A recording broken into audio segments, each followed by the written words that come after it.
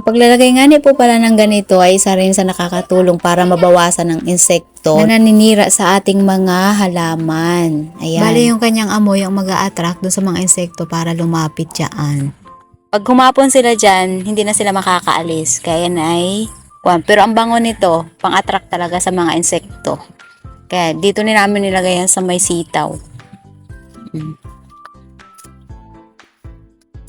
Oh, ayan.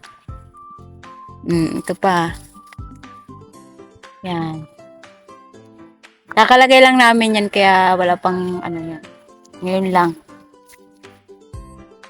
So, ayan yung isa Kung makikita ninyo, may insekto na agad. Hindi na siya makaalis. So, ganyan yan. So, ganyan lang ginagawa yan Yan. Bango na. Apa, ubos na agad.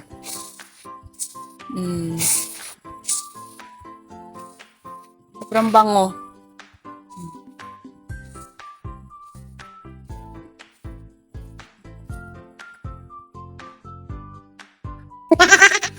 Yun.